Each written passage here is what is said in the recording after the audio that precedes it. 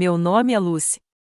Tenho 24 anos e acabei de comprar minha primeira casa, depois de me sustentar desde os 16. Com incontáveis jornadas duplas e férias perdidas, construí meu futuro tijolo por tijolo. Esse sonho se transformou em pesadelo quando minha própria mãe apareceu no meu quintal e gritou que eu havia roubado o futuro do meu irmão. Mas nada poderia ter me preparado para os papéis legais que chegaram uma semana depois. Meus pais estavam, na verdade, me processando para ter minha própria casa, conquistada com muito esforço. Se você está assistindo isso e já teve algum familiar tentando levar o crédito pelo seu sucesso, deixe um comentário me dizendo de onde você está assistindo, curta e se inscreva, porque o que aconteceu depois prova que às vezes a melhor vingança é simplesmente viver bem. Cresci em Millfield, uma daquelas pequenas cidades do centro-oeste onde todo mundo conhece o seu negócio antes de você. Minha família parecia normal vista de fora, uma vida típica de classe média, com meu pai, Thomas, trabalhando como contador na firma local, e minha mãe, Diane, administrando a casa com mão de ferro e gosto refinado. Mas dentro daquelas paredes, a dinâmica era cristalina desde as minhas primeiras lembranças. Meu irmão mais novo, Kevin, era o filho de ouro, e eu, a reflexão tardia. Cada conquista que eu tinha era comparada com o que Kevin poderia realizar algum dia. Eu tirei nota máxima em casa. Que legal, mas você viu como Kevin marcou o gol da vitória no jogo de futebol? Eu ganhei a feira de ciências. O Kevin foi convidado para uma festa de aniversário na casa do prefeito. O padrão era implacável e exaustivo. Lembro-me de estar sentado à mesa da cozinha no 10º ano, perguntando nervosamente aos meus pais se eles poderiam me ajudar com $300 para uma excursão escolar a Washington. Meu professor de história havia me recomendado especificamente para esse programa de honras. O silêncio que se seguiu ainda ecoa na minha memória. Estamos economizando para o futuro do Kevin, disse meu pai finalmente, sem nem tirar os olhos do jornal. A faculdade não vai se pagar sozinha, e ele tem potencial. E o meu futuro? Perguntei baixinho. Minha mãe suspirou, como se eu estivesse sendo particularmente difícil. Lucy, você sabe que seu irmão tem oportunidades especiais pela frente. Você é inteligente o suficiente para descobrir algo por si mesma. Naquela noite, chorei no travesseiro. Mas, pela manhã, uma determinação se cristalizou dentro de mim. Se o meu futuro não valesse a pena investir, eu o construiria sozinha, sem nunca mais tirar um centavo deles. No dia seguinte, depois da escola, entrei em todos os estabelecimentos comerciais do nosso pequeno centro. Ao pôr do sol, eu já estava trabalhando como garçonete no Darlene's Diner, começando naquele fim de semana.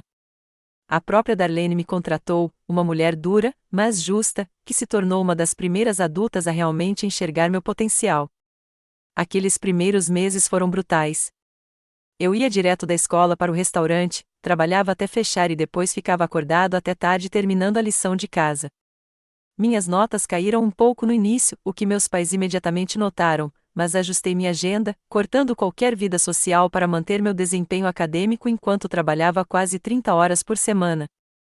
No meu aniversário de 16 anos, em vez de pedir presentes, fui à cooperativa de crédito local e abri minha primeira conta bancária sem meus pais. O caixa pareceu surpreso quando insisti que não incluíssem o nome dos meus pais, mas algo na minha expressão deve ter demonstrado minha seriedade. Ganhar meu próprio dinheiro mudou tudo. A primeira vez que contei $1.000 na minha poupança, sentei na cama e fiquei olhando para o extrato bancário, incrédula. Era meu. Eu tinha ganhado cada centavo. O orgulho que eu senti era algo que meus pais nunca me deram. Essa teimosia desnecessária está ficando velha, Lucy, comentou minha mãe quando comecei a comprar minhas próprias roupas, materiais escolares e itens pessoais. Nós somos seus pais. É isso que devemos fazer? Você deixou claro para onde os recursos da família precisam ir, respondi calmamente. Respeito sua decisão. Aquela resposta a enfureceu, mas o que ela poderia dizer? Que estava brava por eu não estar sendo um fardo financeiro. No restaurante, um de nossos clientes regulares era o Sr. Patterson, um consultor financeiro aposentado que sempre deixava gorjetas generosas. Ele me viu lendo um livro da biblioteca sobre finanças pessoais durante um turno mais tranquilo e começou a compartilhar dicas sobre investimentos, poupança e construção de crédito.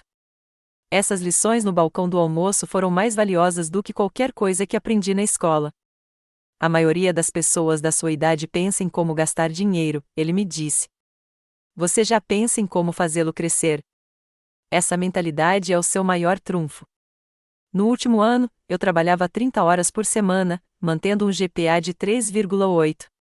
Aprendi a funcionar com 6 horas de sono e me tornei especialista em aproveitar ao máximo cada minuto do meu dia.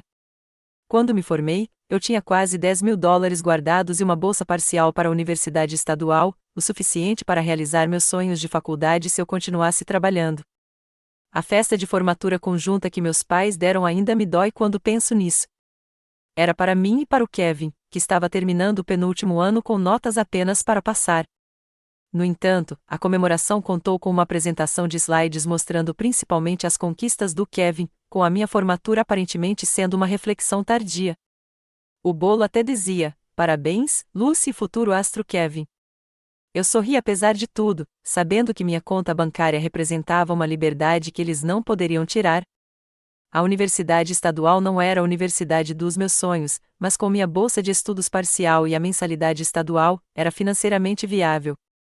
Eu havia calculado exatamente quanto precisava ganhar para cobrir as mensalidades, livros, moradia e alimentação restantes.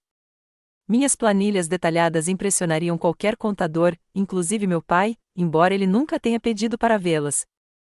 Durante a semana de orientação, enquanto outros calouros festejavam e decoravam os dormitórios, eu me candidatava a empregos. Mantive meu emprego na Darlenes nos fins de semana, dirigindo 2 horas de volta para Millfield de todas as sextas-feiras à noite. Na segunda semana de aulas, consegui uma vaga na biblioteca do campus que se encaixava perfeitamente no meu horário de aula. Minha situação de moradia não era ideal, uma casa de 5 quartos compartilhada com outros 6 alunos, mas por $350 por mês, incluindo contas, era a opção mais econômica. Aluguei o solário reformado, que não tinha privacidade, mas tinha o aluguel mais barato. O primeiro inverno foi extremamente frio, com janelas com correntes de ar, mas comprei cortinas térmicas em um brechó e usei várias camadas de roupa para dormir. Enquanto isso, Kevin começou o último ano do ensino médio com um carro novinho que meus pais lhe deram de presente para ajudar com as inscrições para a faculdade. A ironia não passou despercebida por mim enquanto eu esperava nos pontos de ônibus na chuva. Minha vida social na faculdade consistia quase inteiramente em amizades formadas com outros estudantes que trabalhavam. Entendíamos a realidade um do outro, cobrindo turnos quando alguém tinha prova, compartilhando livros didáticos para economizar dinheiro e comemorando pequenas vitórias, como encontrar comida grátis em eventos do campus. Lisa, da minha turma de estatística, se tornou minha melhor amiga depois que nos aproximamos por termos 2 empregos e, ao mesmo tempo, cumprirmos a carga horária completa. Tem gente que cursa a faculdade curtindo a vida, disse ela certa vez, mas estamos construindo algo. Eu sinto isso. O contraste entre a minha experiência universitária e a de Kevin tornou-se impossível de ignorar quando ele começou na Universidade Westfield, uma faculdade particular com uma mensalidade alta que meus pais, de alguma forma, conseguiam pagar. Suas redes sociais mostravam festas de fraternidade, viagens de férias de primavera e nenhum emprego de meio período. Toda vez que eu ligava para casa, o que se tornou cada vez mais raro, minha mãe falava com entusiasmo sobre as conexões de Kevin com ex-alunos famosos e sua posição no time de lacrosse. Você já se filiou a algum clube, Lucy? Ela perguntava, como se minhas semanas de 60 horas entre trabalho e escola deixassem espaço para atividades extracurriculares. Foi no meu 2º ano que descobri minha paixão por imóveis por meio de uma aula de economia urbana. O professor Jenkins, um ex-incorporador que havia ingressado na academia após uma carreira de sucesso, percebeu meu entusiasmo e se tornou meu mentor. Ela ficou depois da aula para responder às minhas inúmeras perguntas sobre valores imobiliários, tendências de desenvolvimento e estratégias de investimento. A maioria dos alunos vê imóveis como edifícios, ela me disse. Você vê os padrões matemáticos e as histórias humanas por trás deles. Isso é raro. Com o incentivo do professor Jenkins, acrescentei aulas extras durante o semestre de verão, trabalhando em tempo integral em uma empresa local de administração de imóveis enquanto assistia às aulas. O cansaço às vezes era insuportável. Houve noites em que chorei de puro cansaço, questionando se esse caminho valia o sacrifício. Mas a alternativa, depender financeiramente de pais que claramente favoreciam meu irmão, parecia muito pior. As visitas em casa durante as férias tornaram-se cada vez mais tensas. No dia de ação de graças do meu penúltimo ano, ouvi 20 minutos das aventuras de Kevin em um evento de networking de ex-alunos de Westfield. Depois de uma longa conversa sobre minha situação financeira, ela me olhou diretamente nos olhos. Defina uma meta, disse ela com firmeza. Com sua taxa de poupança e trajetória profissional, você poderá ter um imóvel aos 25 anos, se for estratégico. Estabeleci a meta de 25, mas, em particular, decidi mirar em 24. Todas as decisões que tomei a partir daquele momento foram avaliadas em relação a esse objetivo. Viagens de férias de primavera foram substituídas por turnos extras. Roupas novas foram substituídas por achados de brechós. Jantar fora foi trocado por preparar refeições em grandes quantidades. À medida que a formatura se aproximava, senti orgulho e resignação, sabendo que meus pais provavelmente sentiriam falta.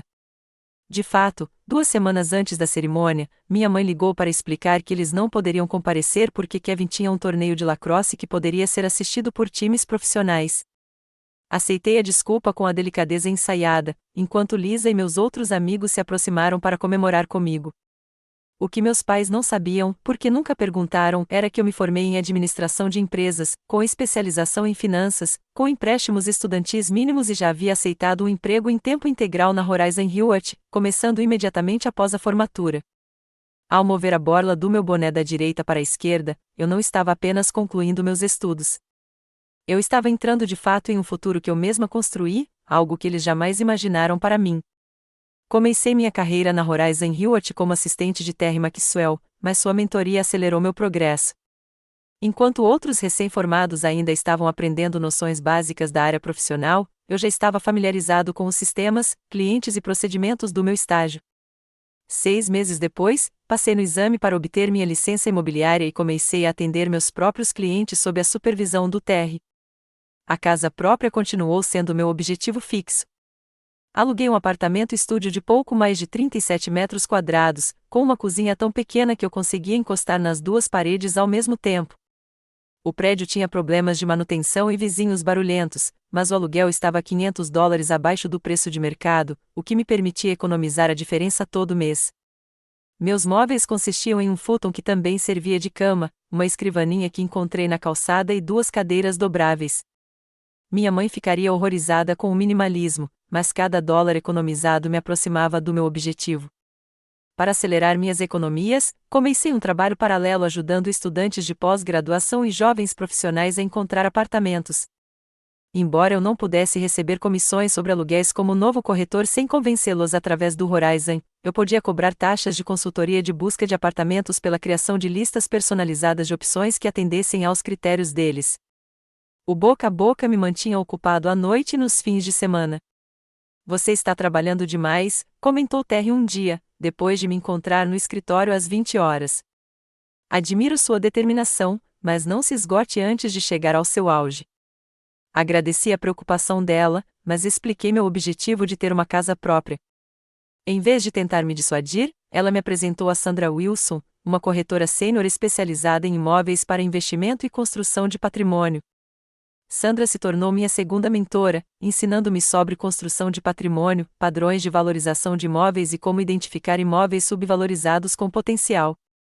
Ela começou do 0 aos 20 anos e agora possuía 12 imóveis geradores de renda aos 50. O segredo, Sandra me disse, não é apenas encontrar clientes, é se tornar seu melhor cliente primeiro. A cada comissão recebida, eu aumentava minha poupança, vendo meu fundo de entrada crescer mês a mês. Pesquisei obsessivamente programas para compradores de imóveis pela primeira vez, comparando taxas de juros, opções de auxílio para entrada e critérios de qualificação. Aos 23 anos, 6 meses antes do previsto, eu já havia economizado o suficiente para uma entrada modesta, além de custos de fechamento e reservas de emergência. O processo de busca por uma casa começou com absoluta clareza sobre meus parâmetros. Eu precisava de um imóvel estruturalmente sólido, com problemas estéticos que reduzissem o preço, mas que pudessem ser melhorados gradualmente. A localização era crucial, um bairro estável o suficiente para ser valorizado, mas não tão estabelecido a ponto de inflacionar os preços. Depois de visitar 27 casas, encontrei um rancho de 3/4 dos anos 1960 com boa estrutura, mas todo o resto datado. A cozinha verde abacate, os azulejos rosa do banheiro e os painéis de madeira assustaram outros compradores. Mas eu vi além dos problemas estéticos, a fundação sólida, o telhado novo e o quintal espaçoso. O mais importante é que ficava em uma área que mostrava os primeiros sinais de revitalização, com novos negócios abrindo nas proximidades. O preço pedido estava no topo do meu orçamento, mas, munido de pesquisa de mercado e dados de vendas comparáveis, apresentei uma oferta 12% abaixo do preço pedido. Após uma breve negociação, fechamos um acordo com um valor 7% abaixo do mercado, sujeito à vistoria. Os vendedores eram um casal de idosos que se mudava para uma comunidade de aposentados e que apreciaram minha carta explicando minha jornada rumo à casa própria. No dia em que assinei os documentos de encerramento, apenas 2 meses após meu aniversário de 24 anos, sentei-me no escritório da empresa de títulos, lutando contra as lágrimas. O agente responsável pela papelada presumiu que eu estava nervoso. Não se preocupe, disse ela gentilmente.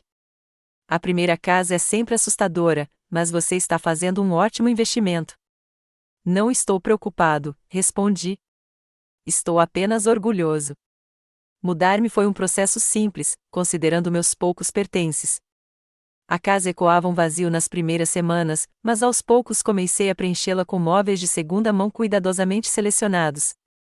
Todo sábado se tornou dia de projeto, pois eu aprendi a pintar, trocar luminárias e reformar armários usando tutoriais do YouTube e workshops na loja de ferragens local. Meus pais sabiam que eu tinha me mudado porque mencionei isso brevemente em um de nossos raros telefonemas, mas nunca pediram meu endereço. Mesmo assim, de vez em quando eu via o carro da minha mãe passando devagar em frente à casa. Ela nunca parava para me visitar, e eu nunca mencionei que notava suas agressões. Kevin, agora no último ano da faculdade, ocasionalmente mandava mensagens pedindo pequenos empréstimos, que eu educadamente recusava.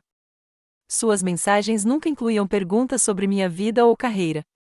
Com o passar dos meses, a casa se transformou. A cozinha cor de abacate se tornou um espaço moderno em branco e cinza. O banheiro rosa se transformou em um refúgio estilo spa com pequenas reformas. Cada mudança aumentava o valor do imóvel e meu senso de realização. Os colegas do setor imobiliário que me visitaram ficaram impressionados com o aumento do patrimônio que eu estava criando apenas com o trabalho árduo.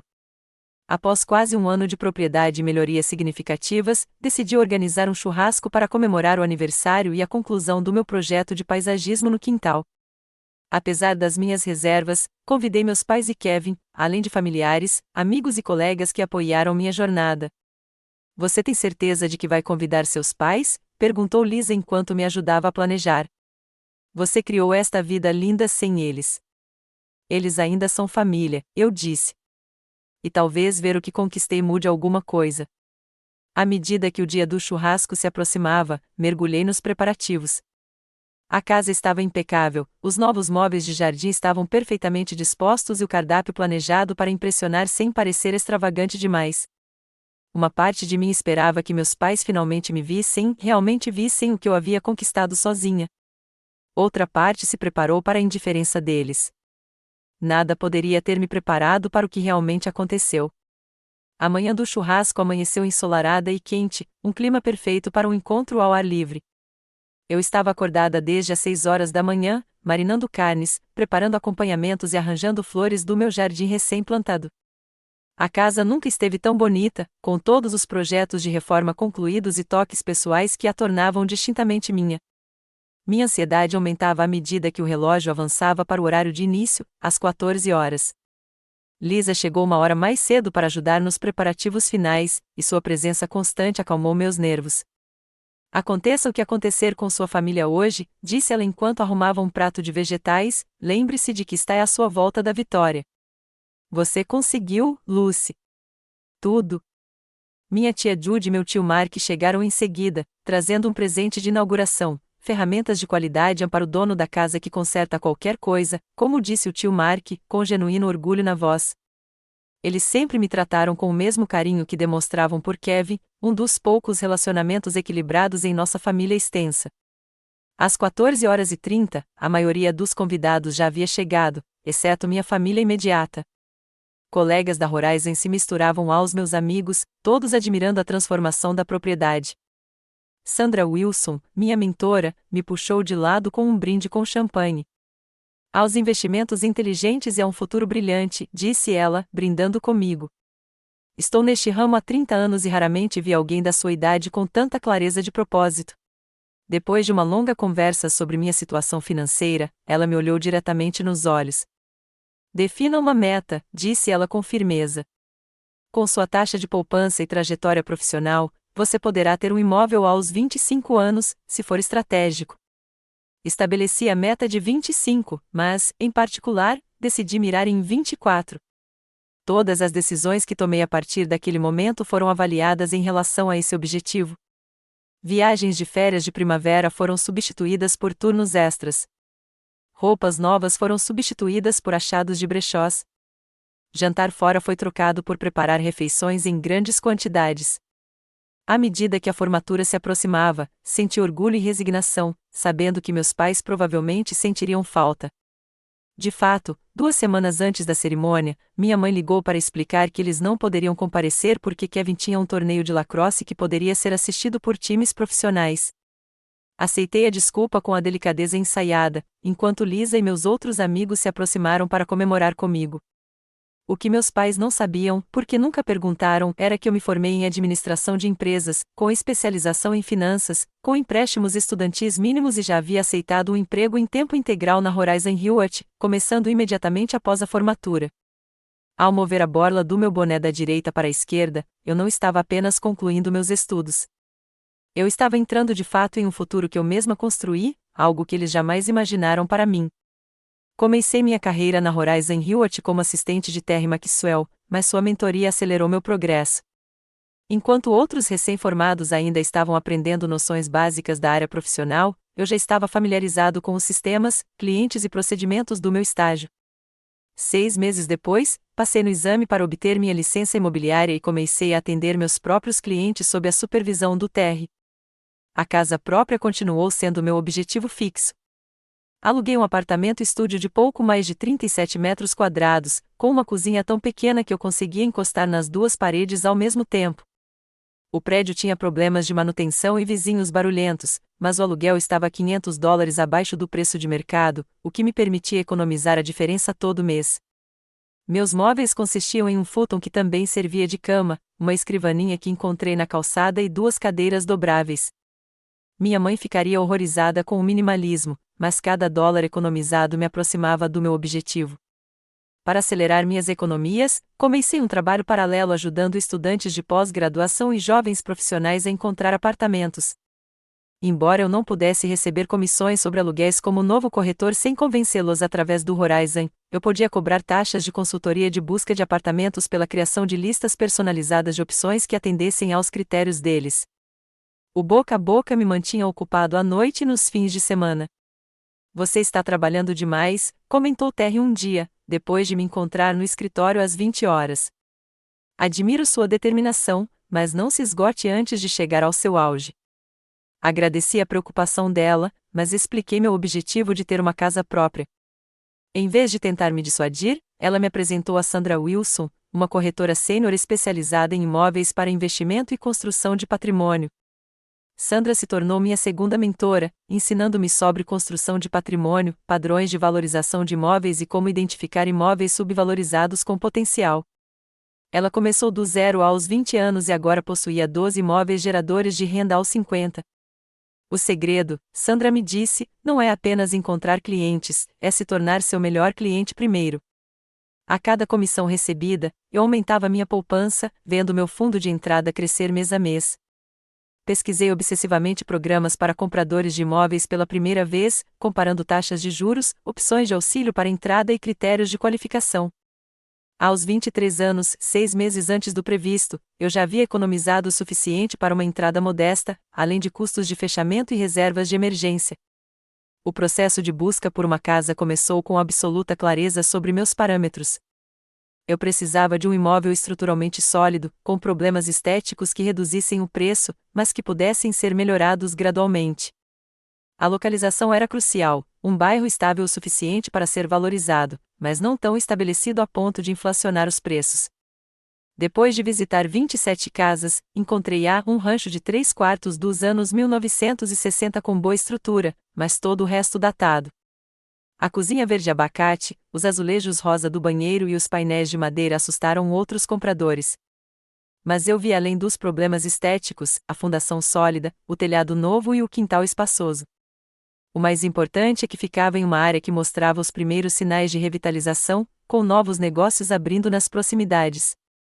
O preço pedido estava no topo do meu orçamento, mas, munido de pesquisa de mercado e dados de vendas comparáveis, apresentei uma oferta 12% abaixo do preço pedido. Após uma breve negociação, fechamos um acordo com um valor 7% abaixo do mercado, sujeito à vistoria.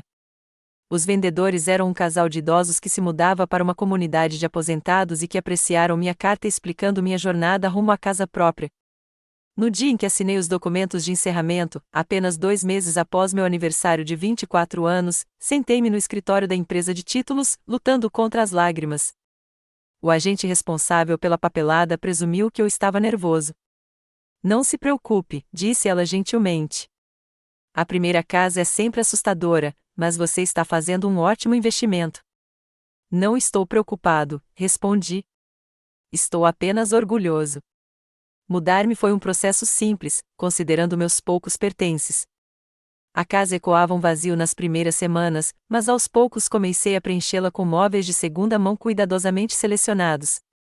Todo sábado se tornou dia de projeto, pois eu aprendi a pintar, trocar luminárias e reformar armários usando tutoriais do YouTube e workshops na loja de ferragens local.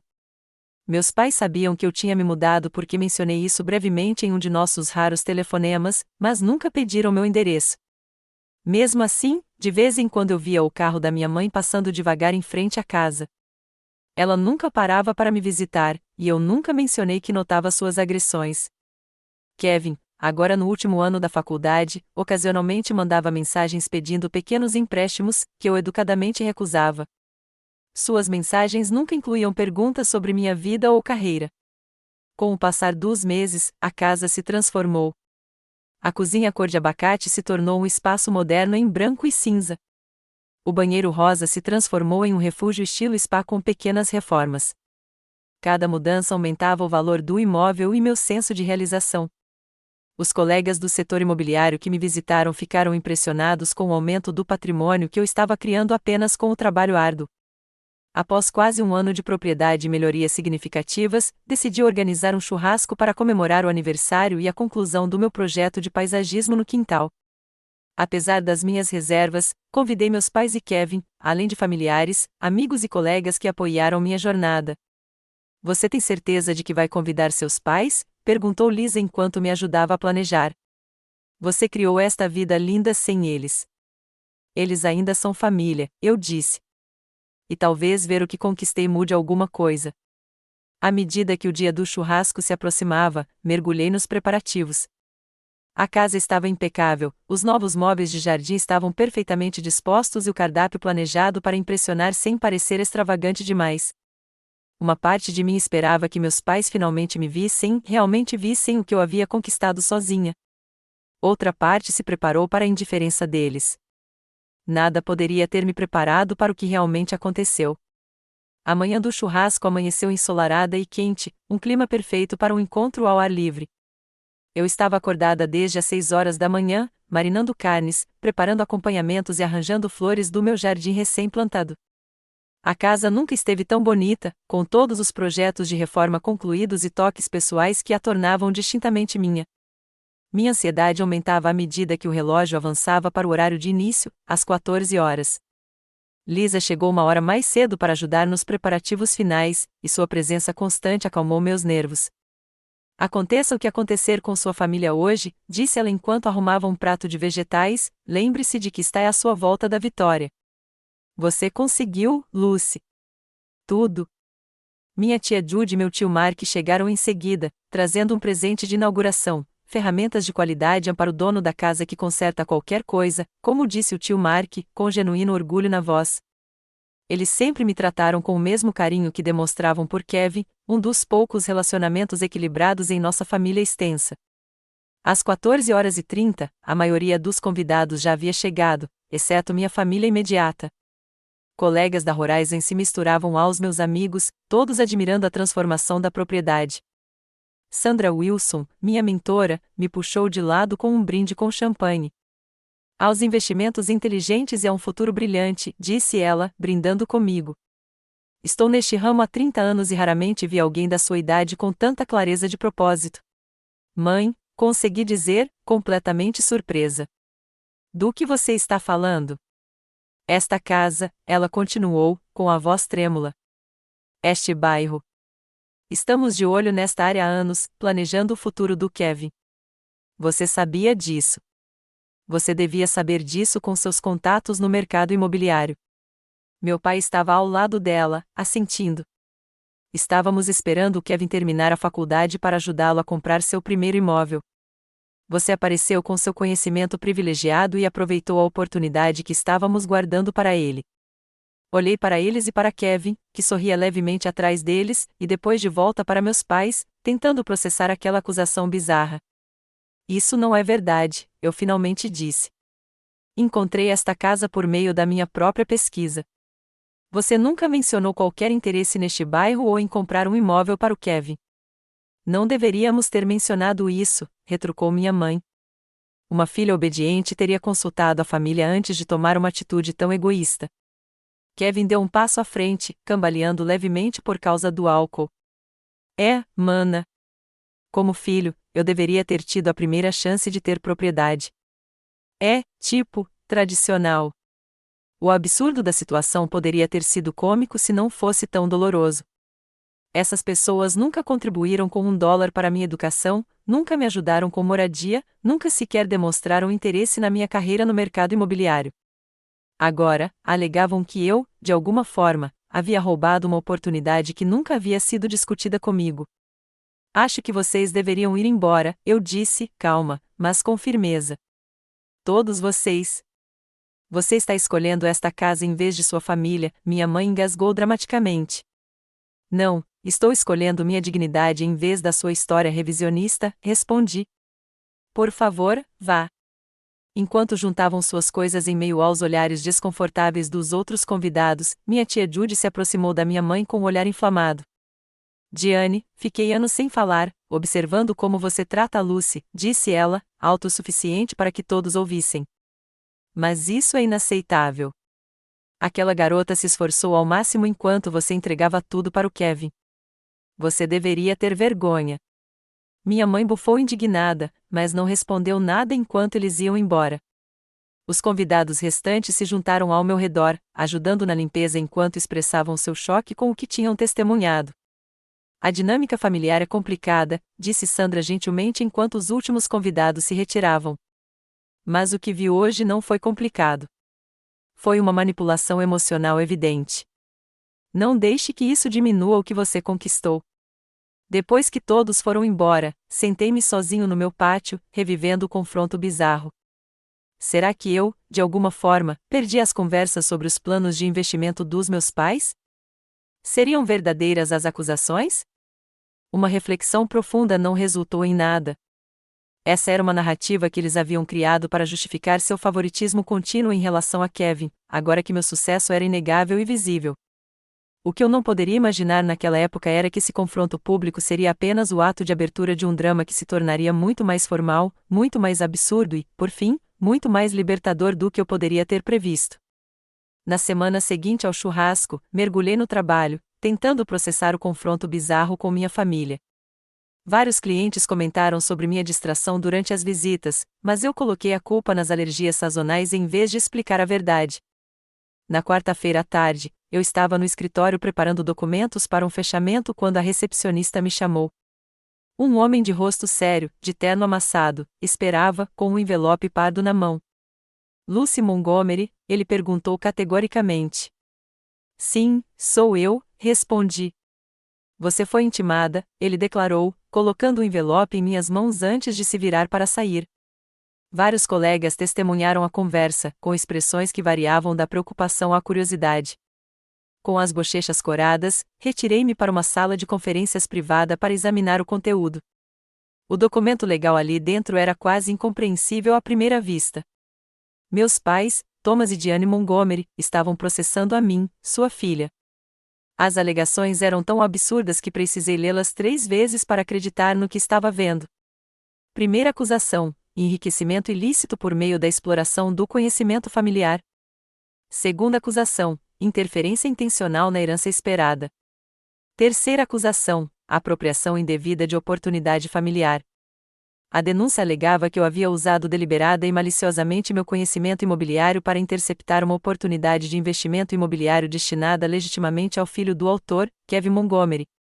Alegava ainda que eu havia acessado conexões e recursos familiares para garantir minha posição no setor imobiliário, devendo, assim, uma contraprestação financeira aos meus pais. A parte mais chocante veio na sessão sobre o pedido de indenização.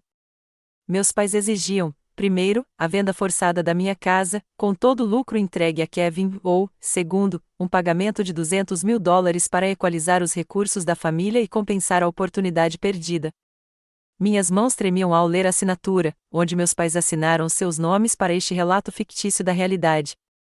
Mantive a compostura tempo suficiente para dizer ao meu gerente que precisava do resto do dia de folga devido a uma emergência familiar. No meu carro, na garagem do escritório, finalmente desabei, soluçando incontrolavelmente até minha garganta doer e meus olhos arderem. Quando o choque inicial passou o suficiente para que eu pudesse pensar coerentemente, liguei para a única pessoa que eu sabia que entenderia a dinâmica familiar em jogo, minha tia Judy, irmã da minha mãe. Eles fizeram o quê? Ela exclamou depois que expliquei a situação. Lucy, isso é mais do que disfuncional. Isso é delirante. Não sei o que fazer, admiti, com a voz baixa. Não posso me dar ao luxo de uma batalha judicial prolongada. E se eu perder minha casa? Escute-me, disse tia Judy com firmeza. Você não vai perder sua casa. Este processo é uma bobagem frívola. Minha amiga Bárbara é uma excelente advogada especializada em direito de família. Estou ligando para ela agora mesmo, e você vai encontrá-la amanhã.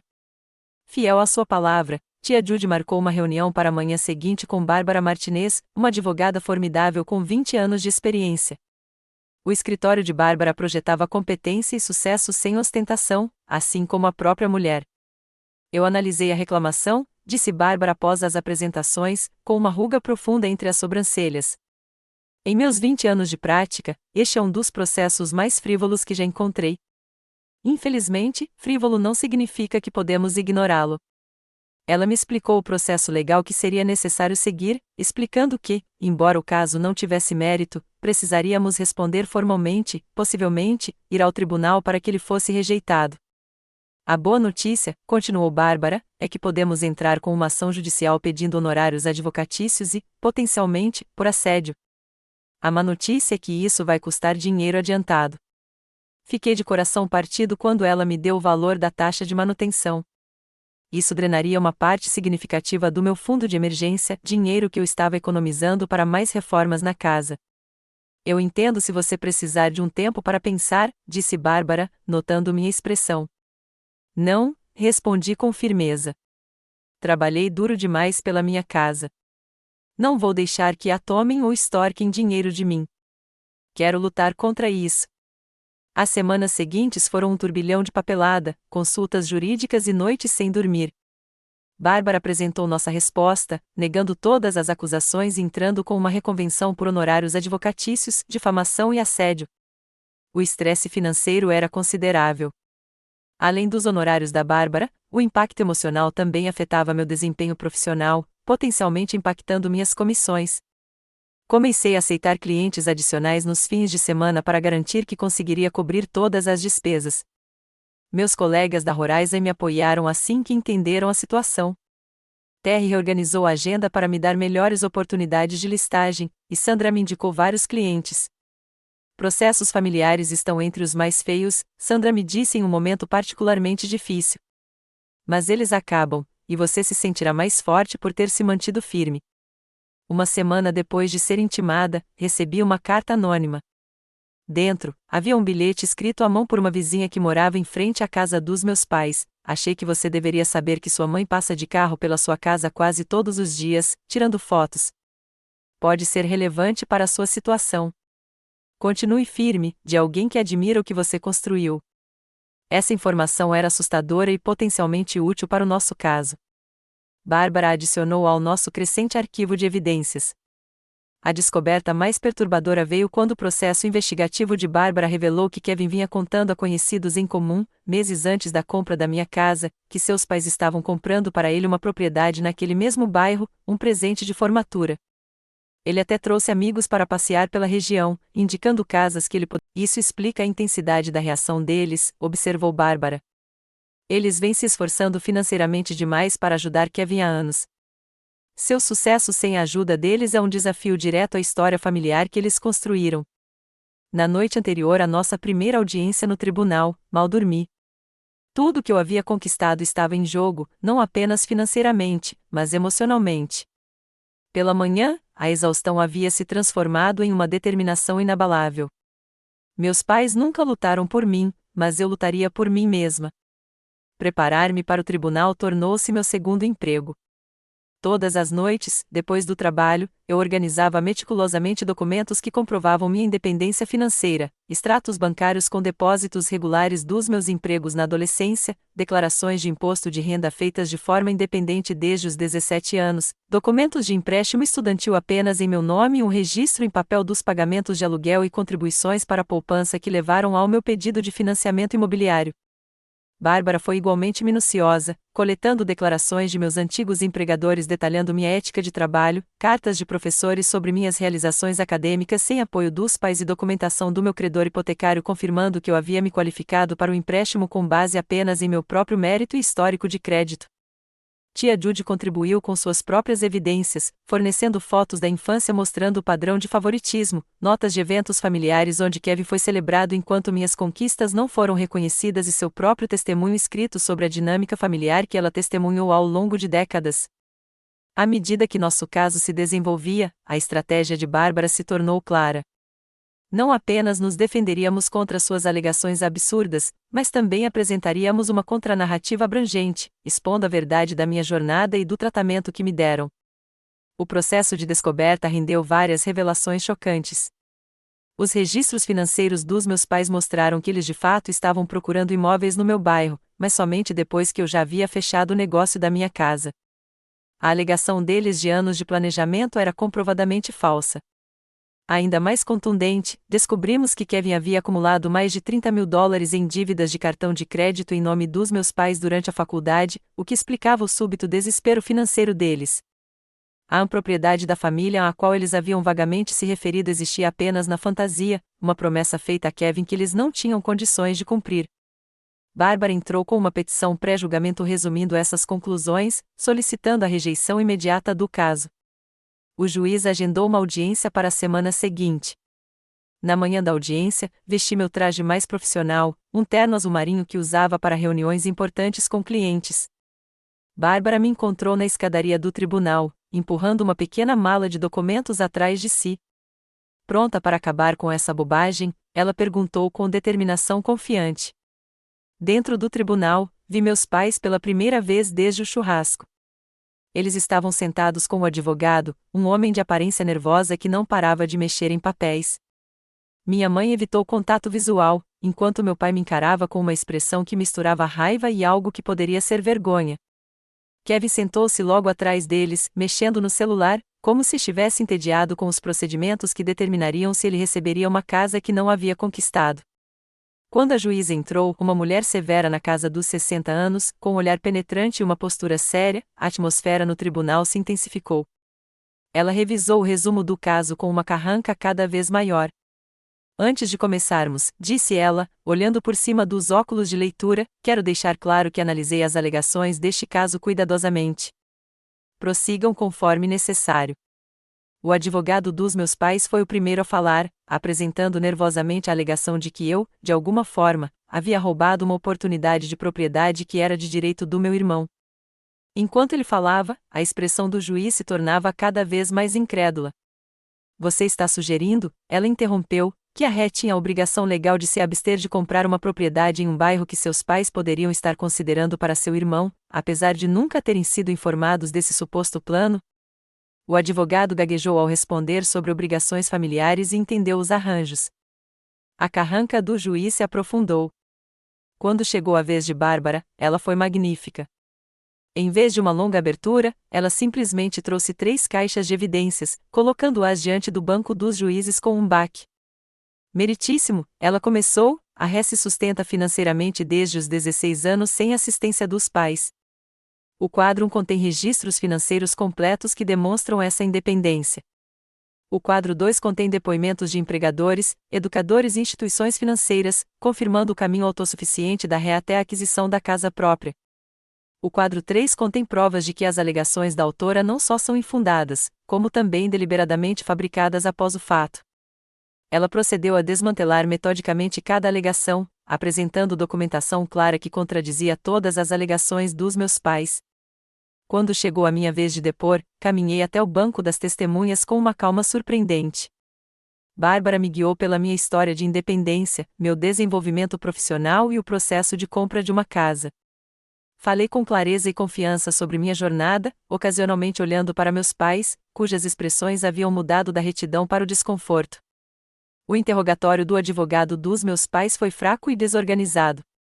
Ele tentou insinuar que eu havia usado conexões familiares para progredir, mas não conseguiu citar um único caso específico quando pressionado. Minha mãe testemunhou em seguida, fazendo uma apresentação emocionante sobre as expectativas da família e a decepção materna. No entanto, sob o interrogatório de Bárbara, sua história rapidamente se desfez. Senhora Montgomery, a senhora afirma que planeja comprar um imóvel para seu filho há anos. Pode fornecer alguma documentação desses planos, contas de investimento, e-mails salvos com corretores de imóveis, pesquisa de imóveis? Bem, não, admitiu minha mãe, relutante. Foi um acordo dentro da família. Um entendimento que você nunca comunicou à sua filha, correto? Ela deveria saber, insistiu minha mãe fracamente. Meritíssimo, respondeu Bárbara, não tenho conhecimento de nenhuma exigência de telepatia no direito de família. Várias pessoas no tribunal reprimiram o riso, incluindo, notavelmente, o juiz. O depoimento do meu pai foi ainda mais prejudicial ao caso. Sob pressão, ele admitiu que o processo tinha como principal objetivo dar uma lição à Lucy sobre lealdade familiar, em vez de abordar qualquer queixa legal real. O depoimento mais chocante veio de Kevin, que Bárbara chamou como testemunha, apesar das objeções do advogado dos meus pais. Senhor Montgomery, Bárbara começou, simpática, quando seus pais lhe disseram pela primeira vez que planejavam comprar uma casa para você depois da formatura? Kevin se remexeu, desconfortável. Não me lembro exatamente. Sempre foi meio que subentendido. E, no entanto, você contou a vários amigos especificamente que seus pais estavam comprando uma casa para você no bairro da sua irmã meses antes de ela comprar lá? Como você sabia da existência daquele bairro se não havia um plano específico? Acho que eu simplesmente gostei da área, ele murmurou. Então você escolheu o bairro. Não foi escolha dos seus pais. Bem, sim. Eu disse a eles que era lá que eu queria morar. Quando exatamente você contou isso a eles? Os olhos de Kevin se voltaram para os pais. Não sei, talvez no Natal passado. Bárbara deu um leve sorriso. No Natal passado, meses depois de sua irmã já ter fechado o negócio da casa dela. Obrigada pelo esclarecimento. Após quase 3 horas de depoimentos, o juiz abriu um recesso. No corredor, Bárbara estava confiante. Eles não têm argumentos, garantiu-me. O próprio depoimento deles contradiz as alegações. Quando retornamos ao tribunal, meus pais estavam reunidos com o advogado, que parecia cada vez mais angustiado. Ele se aproximou de Bárbara e solicitou uma reunião privada, o que o juiz permitiu. Quando retornaram, Bárbara me informou que meus pais haviam se oferecido para desistir do processo se eu concordasse em não cobrar os honorários advocatícios. A decisão é sua, disse ela. Podemos encerrar isso agora ou podemos pressionar pela extinção total do processo, com honorários e a reconvenção. Considerei a oferta brevemente e balancei a cabeça. Eles me fizeram passar por esse pesadelo, prejudicaram minha reputação profissional e tentaram tomar minha casa. Quero a decisão do juiz e quero que meus custos sejam cobertos. Quando o processo foi retomado, a juíza nem precisou ouvir as alegações finais. Já vi o suficiente, disse ela com firmeza. Este tribunal não encontra mérito algum nas alegações da autora. O processo está extinto com julgamento de mérito. Ela tirou os óculos e olhou diretamente para meus pais. Além disso, este tribunal defere o pedido de reconvenção do réu para que os honorários advocatícios sejam pagos integralmente pelos autores. A natureza infundada desta ação desperdiçou o tempo e os recursos do tribunal, sem mencionar o impacto emocional e financeiro sobre o réu. Ela não tinha terminado. Raramente escrevo editorialmente do tribunal, mas me sinto obrigada neste caso. Senhor e senhora obrigada por acreditar em mim, respondi, com lágrimas de alívio ameaçando cair. Eu não apenas acreditei em você, Bárbara sorriu. Eu acreditei em você. Há uma diferença. Enquanto dirigia para casa, o peso de anos buscando a aprovação dos meus pais finalmente começou a sair dos meus ombros. O processo, por mais doloroso que tivesse sido, me forçou a um acerto de contas final com a verdade. Eu vim evitando, meus pais jamais reconheceriam meu valor. Mas agora, definitiva e legalmente, eu havia provado isso mesmo assim. Os dias que se seguiram à vitória judicial foram estranhamente decepcionantes. Eu havia vencido de forma conclusiva e completa, mas não houve comemoração. O triunfo foi ofuscado pela finalidade do que havia sido perdido, ou talvez, mais precisamente, do que nunca existiu de verdade, um relacionamento saudável com meus pais. Voltei ao trabalho, onde a notícia da rejeição do processo já havia se espalhado. Os colegas me parabenizaram, mas respeitaram as emoções complexas visíveis em meu rosto. Terry liberou minha agenda da tarde no primeiro dia de volta. Tire um tempo, disse ela gentilmente. Vitórias jurídicas e cura emocional operam em cronogramas diferentes. Naquela noite, fui surpreendido por uma reunião inesperada em minha casa. Lisa, Sandra, tia Judy, tio Mark e vários amigos e colegas chegaram com comida, vinho e abraços solidários. Queríamos que você soubesse que não está sozinho, explicou Lisa, arrumando os pratos na minha mesa de jantar, que eu mesma havia reformado no verão anterior. Ainda mais surpreendente foi o envelope que Terry me entregou, contendo impressões de uma campanha do GoFundMe que meus colegas criaram para ajudar a cobrir minhas despesas legais. Arrecadamos $8.000, disse ela. A história repercutiu em muita gente, Lucy. Sua determinação os inspirou. Impressionado com a generosidade deles, tomei uma decisão na hora: não posso aceitar esse dinheiro. O juiz concedeu honorários advocatícios, que devem cobrir meus custos. Então o que você gostaria de fazer com isso? Sandra perguntou. A resposta veio imediatamente. Crie uma bolsa de estudos para estudantes independentes como eu, jovens que se sustentam e precisam de uma ajudinha para atingir seus objetivos. Essa decisão levou à criação do Self-Made Sophomores Fund, que criei por meio da fundação comunitária local. O dinheiro inicial do GoFundMe cresceu à medida que outros contribuíam, eventualmente fornecendo várias bolsas de estudo anualmente. O processo revelou verdades dolorosas, mas também esclareceu limites necessários. Redigi uma carta para meus pais, descrevendo meus termos para qualquer contato futuro, respeito à minha independência, reconhecimento do comportamento prejudicial deles e terapia familiar, caso desejassem reconstruir o relacionamento. Enviei a carta por carta registrada, mas não esperava resposta. Em vez disso, concentrei-me em processar a experiência e crescer a partir dela. Encontrei um terapeuta especializado em traumas familiares, o Dr. Winslow, que me ajudou a reconhecer padrões que eu havia normalizado e a desenvolver expectativas mais saudáveis. Sua capacidade de criar estabilidade, apesar da sua criação, é notável, observou o Dr. Winslow em uma sessão. Mas reconhecer a dor não diminui sua força. Na verdade, a fortalece. Durante 3 meses, não tive contato com minha família imediata. Durante esse período, reconectei-me com parentes que haviam se distanciado dos meus pais anos atrás. Por meio dessas conversas, ganhei contexto para o comportamento dos meus pais. Sua mãe sempre mediu seu valor pelo status e pela aparência, explicou minha tia Judy enquanto tomávamos café. Quando você se recusou a seguir as regras dela, desafiou todo o sistema de valores dela. Enquanto isso, minha vida profissional prosperava. O foco que eu antes concentrava em me defender do processo da minha família agora impulsionava meu avanço na carreira. Fui promovido a agente sênior na Horizon, com minha própria equipe de agentes juniores como mentores. Minha experiência pessoal me inspirou a criar um blog sobre independência financeira para jovens adultos, escrevendo sobre minha jornada anonimamente no início e, gradualmente, de forma mais aberta. O blog me conectou com outras pessoas que tiveram experiências semelhantes e, por fim, me levou a palestras em escolas locais sobre planejamento financeiro prático. 5 meses após o processo judicial, recebi uma carta de um advogado desconhecido. Meu coração disparou, temendo outro ataque judicial, mas o conteúdo era inesperado. Kevin se candidatou a empregos após a formatura, mas teve dificuldades para encontrar emprego. Meus pais, finalmente enfrentando a realidade financeira, não podiam mais sustentá-lo. A carta era uma consulta formal sobre se eu poderia considerar contratá-lo na Horizon. Recusei educadamente, mas com firmeza. 6 meses após o julgamento, recebi uma comunicação ainda mais surpreendente, uma carta escrita à mão pelo meu pai.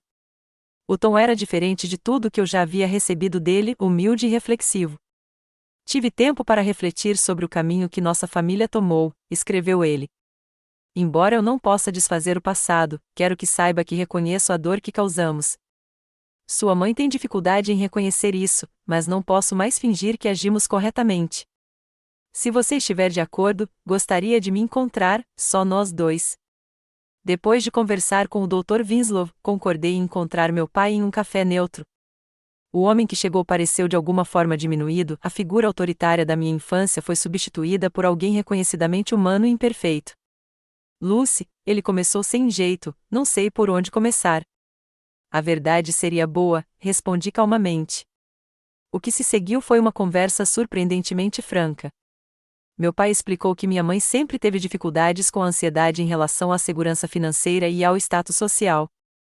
Seu foco em Kevin vinha da crença de que os filhos eram uma segurança mais confiável para os pais na velhice, um valor adquirido em sua própria criação conturbada. Isso não justifica a forma como te tratamos, reconheceu ele. Mas quero que saiba que nunca foi por falta de valor. Foi por causa dos nossos próprios medos e falhas. Ele também revelou que minha mãe estava consultando um terapeuta desde o processo, enfrentando problemas antigos pela primeira vez. Kevin havia se mudado para outro estado para um cargo de nível básico, finalmente enfrentando responsabilidades de adulto. Se você quer que qualquer relacionamento siga em frente, eu disse a ele firmemente, há condições, honestidade total, respeito aos meus limites e terapia familiar, se a mamãe quiser se envolver. Ele assentiu, compreendendo que isso era inegociável. O caminho para reconstruir até mesmo um relacionamento familiar básico era longo e muitas vezes desconfortável. Minha mãe inicialmente recusou a terapia conjunta, mas depois concordou relutantemente ao perceber que eu não abriria mão desse requisito. Nossa primeira sessão foi tensa, com sua postura defensiva suavizando gradualmente quando confrontada com exemplos específicos de comportamento passado. Achei que estava te incentivando a dar o seu melhor, ela alegou. Não, corrigi calmamente. Você estava me pressionando para desaparecer. Ao longo dos meses seguintes, pequenos passos se acumularam. Minha mãe nunca conseguiu um pedido de desculpas completo, mas seu comportamento mudou visivelmente.